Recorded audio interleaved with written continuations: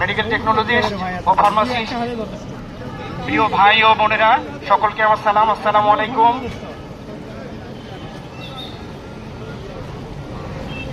আমরা কারা? আমরা মেডিকেল টেকনোলজিস্ট ও ফার্মাসিস্ট কারা? আমরা চিকিৎসা সেবার কোনো এলিয়েন নই। আমরা চিকিৎসা সেবার অবিচ্ছেদ্য এবং অপরিহার্য অংশ।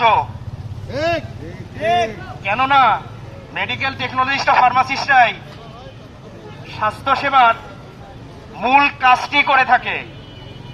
সেই বিষয়টি আপনাদেরকে একটু জানাতে চাই।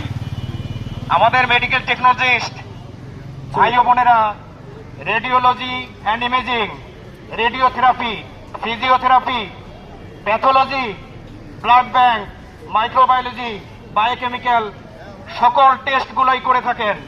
এবং স্বাস্থ্য সেবার প্রথম শর্ত হচ্ছে ডায়াগনোসিস।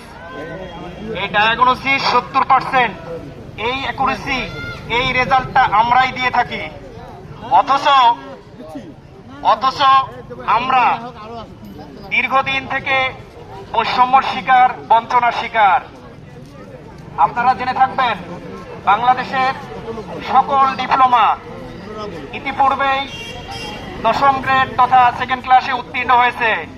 কিন্তু অতীব পরিতাপের বিষয়, দুঃখের বিষয় যে আমরাই পড়ে রইলাম। এই যাত্রায় ডিপ্লোমা প্রকৌশলী যারা, তারা 1994 সালে তাদেরকে দ্বিতীয় শ্রেণীর পদমর্যাদায় উত্তীর্ণ করা হয় এবং পরবর্তীতে সকল ডিপ্লোমাকেই করা হয়েছে। এটি ছিল ধারাবাহিক বিষয়। শুধুমাত্র মেডিকেল টেকনোলজিস্ট ও ফার্মাসিস্ট যারা কিনা চিকিৎসা সেবায় এবং স্বাস্থ্য সেবায় প্রথম সারির সৈনিক, তাদেরকেই অবমূল্যায়ন করা হচ্ছে। আরেকটি বিষয় বলতে চাই, বর্তমান সময়ে একটি বিপ্লবী সরকার গঠন হয়েছে। সেই সরকারও আমাদেরকে যথোপযুক্ত মূল্যায়ন করতে ব্যর্থ হচ্ছে। তাই ব্যর্থ কণ্ঠে বলতে চাই যে এই বৈষম্য বঞ্চনা নিয়ে আমরা আর থাকতে চাই না। কারণ আমাদের এই ফাইল বর্তমানে জনপ্রশাসন মন্ত্রণালয়ে অনুবিভাগে আছে। কিন্তু আরেকটি পিছন ফিরে যেতে চাই যে এই বিপ্লবী সরকারের মাননীয় স্বাস্থ্য উপদেষ্টা মহোদয়ের সঙ্গেও আমাদের 10ম গ্রেড বাস্তবায়ন কেন্দ্রীয় পরিষদের নেতৃবৃন্দ বারংবার দেখা করেছেন। 8 থেকে 10 বার ওনার সঙ্গে দেখা করেছেন এবং উনি বারংবারই আমাদেরকে আশ্বাস দেন, প্রতিশ্রুতি দেন, কিন্তু এই প্রতিশ্রুতির বাস্তবায়ন হয় না। আমরা আজকে কেন দাঁড়িয়েছি? আমরা অবশ্যই জনদুর্ভোগ চাই না। কারণ এমনও হতে পারে আমার ভাই, আমার মা, আমার বোনও চিকিৎসা নিতে আসতে পারে। যেমন আপনারা জানেন আমরা গত সময়ে প্রথমে 96 ঘন্টার আলটিমেটাম দিয়েছি, তারপরে আমরা 2 ঘন্টা কর্মবিরতি পালন করেছি, তারপরে আবারও আমরা 48 ঘন্টার আলটিমেটাম দিয়েছি, তারপরও কোনো সুরাহা হয় নাই। পরবর্তী সময়ে আমরা 12টা পর্যন্ত কর্মবিরতি দিয়েছি। তখন কিনা প্রশাসন কিন্তু নড়ে চড়ে বসেছে এবং ওই 2 দিনে কমপক্ষে 2 মাসের কাজ অগ্রগতি হয়েছে।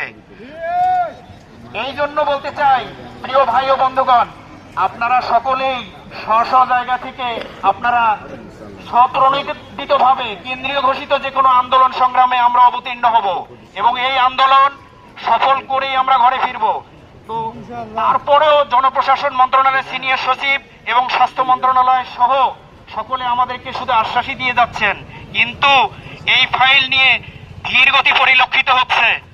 আমরা অবশ্যই চাই খুব দ্রুততম সময়ের মধ্যে আমাদের এই ফাইলটিকে প্রজ্ঞাপন আকারে জারি করা হোক। এবং আরেকটি বিষয় জানাতে চাই যে আমাদের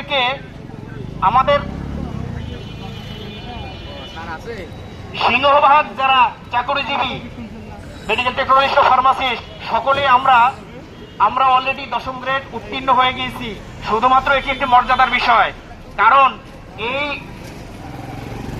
এই প্রজ্ঞাপনটি জারি হলে সরকারের কোনো ক্ষতি হবে না, আর্থিক কোনো ধরনের ক্ষতি হবে না। শুধুমাত্র আমাদেরকে 10ম গ্রেডে সন্নিবেশিত করা এটি একটা মর্যাদার বিষয়।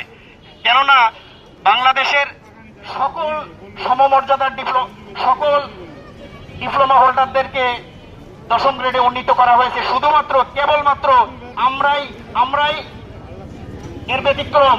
অথচ আপনারা জানেন যে প্যান্ডেমিক যখন করোনা শুরু হয়ে গেল সারা বিশ্বে মহামারী আকারে, তখন কিনা বাপ পর্যন্ত ছেলেকে কবরস্থানে পর্যন্ত নিয়ে যেতে ভয় পাইছে। অথচ ওই সময় আমরা কোনো স্বাস্থ্যসেবার এলিয়েন নই। আমরাই তারা যারা কিনা নিজেদের জীবনের ঝুঁকি নিয়ে আমরা আপনাদের এই আপামর জনগণের সেবা দিয়ে গেছি। আমরা কোনোদিন ভয় পাই নাই, আমরা ভীত হই নাই। তো আমরা দৃঢ় কণ্ঠে বলতে চাই, আমরা অবশ্যই জনদুর্ভোগ চাই না।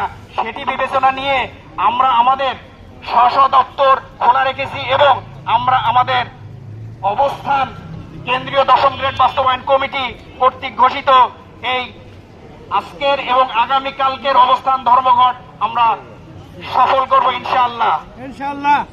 তো আমি আবারও স্বাস্থ্য সেবার নীতি নির্ধারক, মাননীয় স্বাস্থ্য উপদেষ্টা সহ এই বিপ্লবী সরকারের প্রধান ডক্টর মোহাম্মদ ইউনূস মহোদয়কে বলতে চাই, আপনি একটি নির্বাহী একটি আদেশে আমাদের এই প্রাণের দাবিটি বাস্তবায়ন করুন।